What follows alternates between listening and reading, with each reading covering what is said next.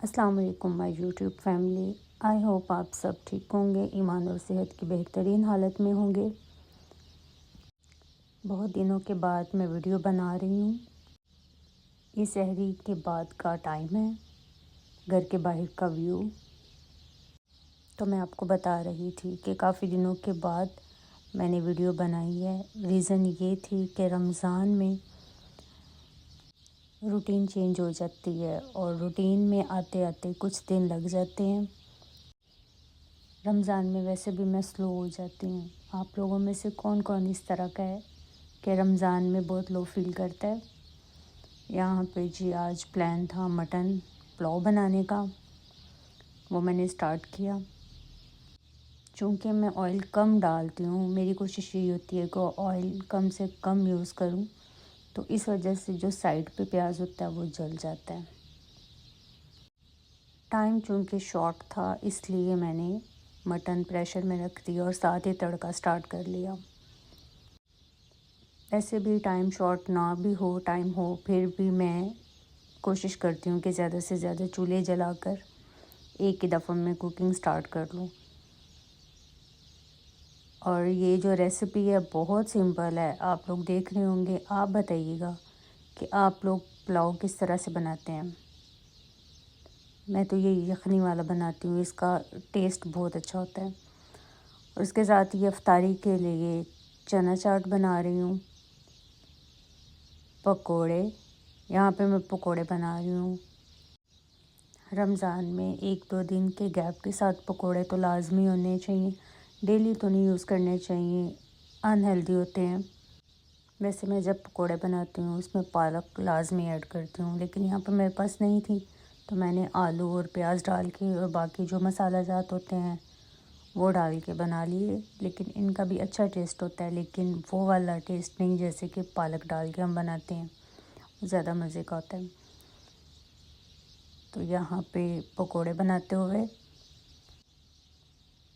ये सारी चीज़ें ऐड करते हुए मुझे लग रहा था कि ये मटेरियल ज़्यादा है, लिहाजा मैंने थोड़ा सा मटेरियल निकाला और उसको फ्रीज़ कर दिया और जितना मुझे रिक्वायर्ड था उसको रेडी किया। और रेडी करने के बाद फ्राई कर लिए पकोड़े। आप लोग मुझे ये बताएं कि पकोड़ों में मीठा सोडा आप डालते हैं? मैं तो डालती हूँ। ये एक दिन सहरी का व्लॉग है। खाने में कुछ नहीं था तो फिर घर में जो कुछ था वो मैंने मिक्स करके ये बना लिया। बेसिकली ये मशरूम्स हैं। आप लोगों में से कौन कौन इस तरह से करता है कि घर में जो चीज़ हो उसको मिक्स मैच करके एक नई डिश बना लें। मैं तो अक्सर ऐसे करती हूँ और अल्हम्दुलिल्लाह बहुत अच्छा बन जाता है। ऐसा नहीं है कि उनका टेस्ट बुरा होता है। यहाँ जी हम मार्केट आए हैं, इसकी वजह ये थी कि जैसे पाकिस्तान में इन्वायरमेंट होता है अफ्तारियों पे बुलाने का, अफ्तारियों पे जाने का, यहाँ पे लिमिटेड होती हैं ये चीज़ें। तो हमने सोचा कि हम भी इफ्तारी करवाते हैं। उसमें डिसाइड ये हुआ कि हम बारबेक्यू करेंगे। घर के पास एक पार्क है, वहाँ पे बारबेक्यू का बहुत अच्छा सिस्टम बनाया हुआ है। तो इसलिए हम मार्केट आ गए, क्योंकि हमारे पास बारबेक्यू का कोई सामान नहीं था। तो यहाँ से हमने अपनी सारी चीज़ें परचेज़ की। डिस्पोजेबल बर्तन लिए, क्योंकि बर्तन इसके अलावा और बहुत सारी चीज़ें होती हैं जो कैरी करनी होती हैं। बिकॉज़ आउटडोर जाके कुकिंग करना कोई आसान काम नहीं है। बहुत सारी चीज़ें अरेंज करनी पड़ती हैं और यही होता है कि कुछ रह ना जाए। फिर घर आकर सबसे पहले मैंने चिकन और बीफ निकाला, मसाला लगाया। उससे पहले मैंने सिरका और नमक लगा के 1 घंटे के लिए रख दिया। बेसिक मसाले लगाए, ज़्यादा नहीं। साथ में जो शान का मसाला होता है, कौरमा मसाला नहीं, टिक्का मसाला, कौरमा मसाला कह रही हूँ, वो लगाया। लेमन लगाया और इसको अच्छी तरह से मिक्स कर लिया।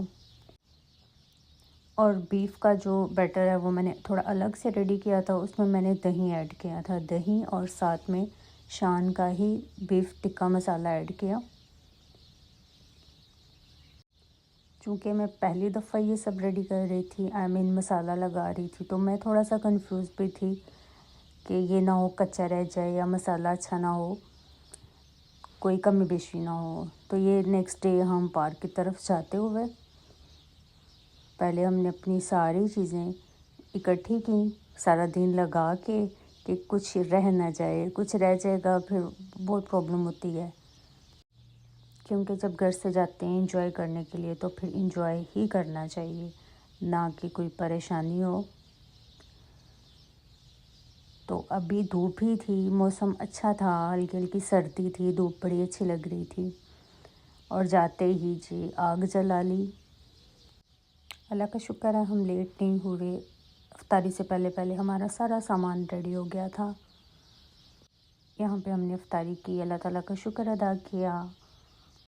और फिर एक प्यारी सी बिल्ली आ गई, इसको भी हमने खाना दिया। मेरा ये फ़र्स्ट एक्सपीरियंस था बारबेक्यू का, जो कि बहुत अच्छा रहा। और हम ये सोच रहे थे कि हम दोबारा ये प्रोग्राम करेंगे किसी और फ्रेंड के साथ।